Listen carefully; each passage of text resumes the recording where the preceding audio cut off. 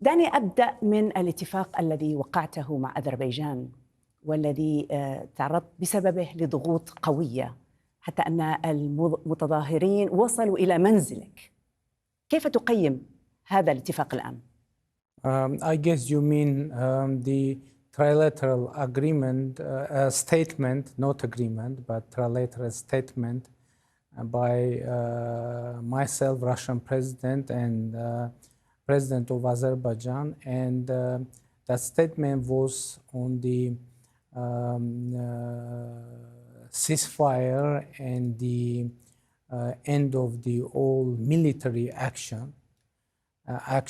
And I think in that time it was a step to stop violence in Nagorno-Karabakh.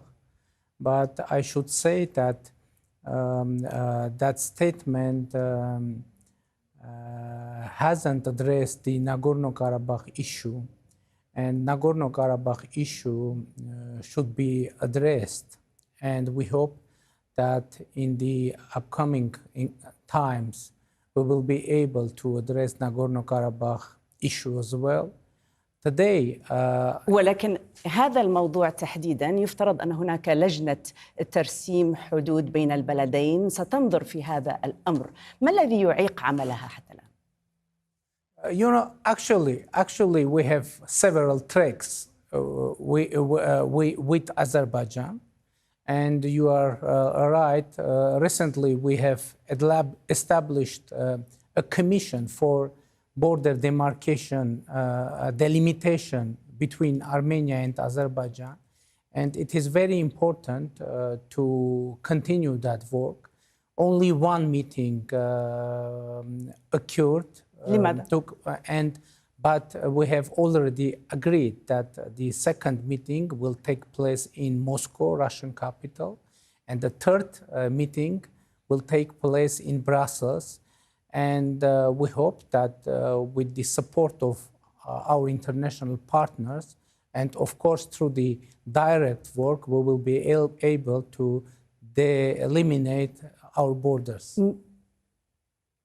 ماذا لو توصلت هذه اللجنة إلى قرار بأن أراضي ناغورنو كاراباخ بالكامل ستكون لأذربيجان؟ ماذا سيكون موقفكم عندها؟ You know, the Commission for Border Delimitation has nothing to do with the Nagorno-Karabakh issue because, as I said, we have different tracks with Azerbaijan. One track is border delimitation and border security. Also, it is very important to state that is under the mandate of this commission because we need to keep the stability and security alongside of our borders. The second issue is the normalization of relations between Armenia and Azerbaijan. There is one more track connected with the opening of the regional transportation and economic communication. But of course, the most important and most urgent issue between Armenia and Azerbaijan and for the peace in our region is Nagorno-Karabakh issue. وهذا بالضبط ما يثير غضب المعارضة. تعتبر أن روسيا وهي التي ترعى هذا الاتفاق أو الورقة كما سميتها ضالعة في مؤامرة ضد أرمينيا بل تقف إلى جانب أذربيجان؟ You know, Russia is a strategic partner and ally of Armenia, but Russia is a very close country for Azerbaijan too. And in this case, we saw the role of Russia as a guarantor of the trilateral statement that was signed, as I said, trilaterally. بما أنك أشرت إلى هذه العلاقة الوثيقة مع روسيا والتحالفات التي تربطكم بها، ما موقفكم من الحرب على أوكرانيا التي تشنها روسيا؟ You know, of course, we are very concerned on the situation around Ukraine, but you know, I think all the countries all around the world are concerned, because what we see now, we see actually the collapse of international order, and no one knows what will be the next international order. And of course, we are in favor of the dialogue, of solving all issues through dialogue and peacefully. نعم، تقول كل الدول مهتمة وتتابع باهتمام، ولكن أنتم الوضع ربما مختلف بعض الشيء. اقتصادكم يرتبط ارتباطا وثيقا باقتصاد روسيا. كيف سينعكس ذلك، خصوصا وأنها تتعرض لعقوبات غربية قوية؟ Of course, it isn't a pleasant situation in terms of economy for us. But to be honest, we had 8.6% of economic growth in the first quarter, and we hope that we will be able to continue that dynamics after the events in Ukraine. Many people and many businesses transferred from Russia to Armenia because we have mutual economic space, and we are both Russia and Armenia members of Eurasian Economic Union.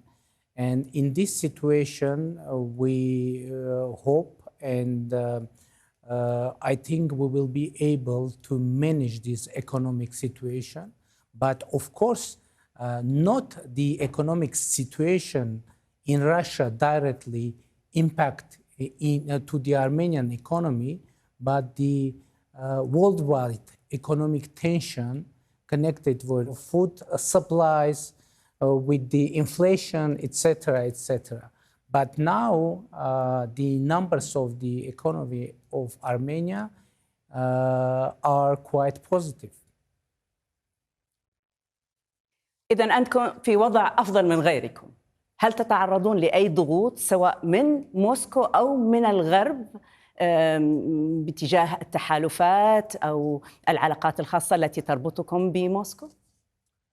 I won't deny that the situation of our country and our government is quite sensitive, but we are trying to be direct, honest, and reliable partner for Russia, for our European and Western partners, for our neighbors, etc.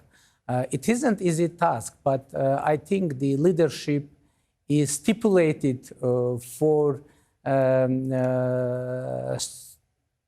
situations like we have now, and it is our duty to manage this situation and keep the proper relations with our partners and not to betray anyone. إذن علاقات مناسبة مع شركائكم. ماذا عن العلاقات مع تركيا؟ أرمينيا وتركيا أعلنتا فتح صفحة جديدة من العلاقات. أين وصل مسار التطبيع بين أنقرة ويرفان؟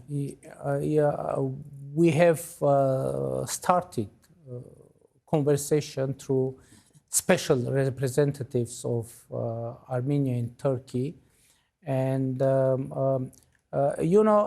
the situation is that the conversation of itself is very positive, but we hope that we will have tangible results. Now, I can't say that we have any results because, for example, after the start of conversation, we have established direct flights between Armenia and Turkey, but it is something that we had before. And I hope that, I'm sorry, I hope that we will be able to establish diplomatic relations and open the border between Armenia and Azerbaijan, which is closed for 30 years. ما هي مقاربة أرمينيا وموقفها من الممر الذي يفترض أن يربط بين أذربيجان وأنقرة عبر أراضيكم؟ You know the warning of a narrative of so-called corridor is unacceptable for us, and it is red line for us, because in our region, according to the trilateral statement which was mentioned in the beginning of our conversation, we have one corridor in our region, and this is Lachin corridor, connected Nagorno-Karabakh with Armenia. But we have another point in our trilateral statement, which is about of opening the communications, meaning, for example, railways, roads, etc. And we are ready to, and we are discussing that actually, to open regional communications, both for Armenia and Azerbaijan, with the respect of sovereignty and the laws of the عفوا our إذا countries. اسمح لي أن أقاطعك. تتحدث بلغة إيجابية جدا، في حين أن علاقة أرمينيا مع دول الجوار سيئة بشكل عام باستثناء إيران. والبعض استغرب في الواقع أن إيران وقفت إليكم، وهي الجمهورية الإسلامية وقفت إلى جانبكم في وجه أذربيجان الدولة المسلمة. كيف تفسر هذا الموقف؟ We have four neighbors, and with two of them we have very good relations. I mean Georgia and Iran. Iran is a friendly country for us, and we consider Iran as a friendly country, which is also have good relations with Azerbaijan too. And it is our intention not to have good relations with countries which have good relations with Azerbaijan. But now we have very close ties with Iran. And by the way, we hope that with the cooperation with Iran, we will be able to enhance the bilateral trade with Qatar as well. And we are working on the developing the communications connecting Iran with Armenia. And now we are in the process of constructing a very strategic freeway named North-South, connecting our Georgian border with our Iranian border. And we hope that as a result of that project, our economic relations with Iran will increase. And by the way, Eurasian Economic Union, I said that Armenia is member of that union, has free trade agreement with Iran, which is very important for our bilateral اسمح لي أن أختم هذا اللقاء بسؤال عن جولتك في المنطقة العربية. سيد باشنيان، ما الذي تريده من العرب؟ I should say that in Armenia we have very positive approach toward the Arabic world because we have traditional relations, and now I hope to have the increase of bilateral trade between Qatar and Armenia, because we have very good political atmosphere in our bilateral relations with this great country. شكرا جزيلا لك رئيس الوزراء الألماني نيكول باشينيان. شكرا جزيلا. Thank you.